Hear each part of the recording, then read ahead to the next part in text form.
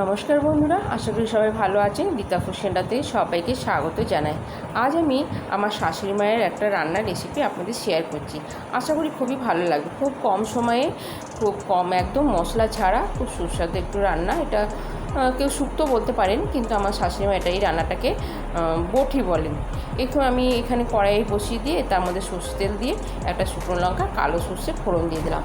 আর উচ্ছেগুলোকে না কেটে ধুয়ে একটা ঝুড়ির মধ্যে নুন মাখিয়ে রেখেছিলাম। এতে না একটু তিতো ভাবটা চলে যায়, আর রান্নার সময় না তেলটাও কম লাগে। এবার দেখুন, ওর মধ্যে আমি উচ্ছেগুলো দিয়ে প্রথমে এটা ভেজে নেব, ঢাকা দিয়ে একটু ভেজে নেব। এটার মধ্যে উচ্ছে, কুমড়ো আর আলু দিতে লাগে, আর কিছুই লাগে না, মশলা আর কিছুই লাগে না, শুধু হলুদ, নুন আর একটু মিষ্টি পরিমাণ মতন। আমার শাশুড়ি মা বাংলাদেশের নোয়াখালীর মানুষ ছিলেন। উনি ভীষণই রান্না করতে ভালোবাসতেন, আর ওনার রান্না খুবই ভালো লাগতো খেতে। উনি আমাদের ছেড়ে গত 1 বছর চলে গেছেন, কিন্তু ওনার রান্নাগুলোর জন্য ওনাকে সবসময় যেন মনে করিয়ে দেন। এবার দেখুন, আলাদা আমি উচ্ছেগুলো ভাজা হয়ে গেছে। এবার কুমড়ো আর আলুটা দিয়ে একটু ভাজা ভাজা করে নেব। গ্যাস কমিয়ে একটু ঢাকা দিয়ে একটু ভেজে নেব। এখন আমি মিষ্টিটা দেবো না, মিষ্টিটা এমন সময় দিতে হবে, এটা যখন একটু হাফ সিদ্ধ হয়ে যাবে তখন মিষ্টিটা দেবো। মিষ্টি দিলে না একটু টড়া হয়ে যায়, প্রথমে মিষ্টি দিতে নেই।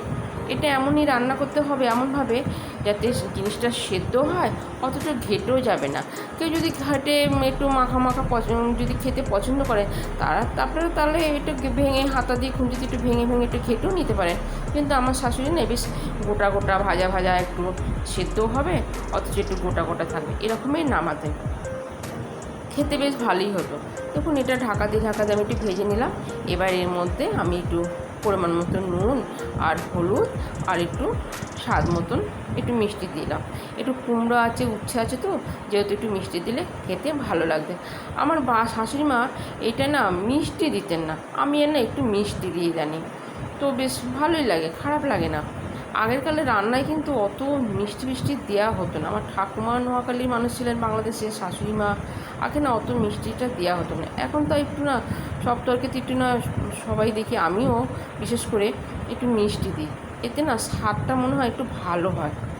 তো আমি না বিয়ের আগে একদমই তিতো খেতাম না, তিতো আমি পছন্দই করতাম না। তো নতুন বউ হয়ে এসে যখন শাশুড়ি মা আমার পাতে প্রথম যখন রান্না করে দেয়, নতুন বউ ছিলাম তো লজ্জায় শাশুড়ি মাকে কিছু বলতে পারিনি, কী ভাববেন।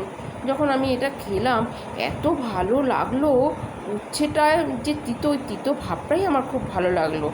তো ওই দিয়ে আমি পুরো ভাতটা খেয়ে নিলাম। আমি আর অন্য কোনো মাছ আর কোনো তরকারি সেদিন পাতেই নিইনি, এত ভালো লেগেছে। সপ্তাহে না দেখতাম 2-3 দিন ওটা রান্না হতো সেই টাইমে।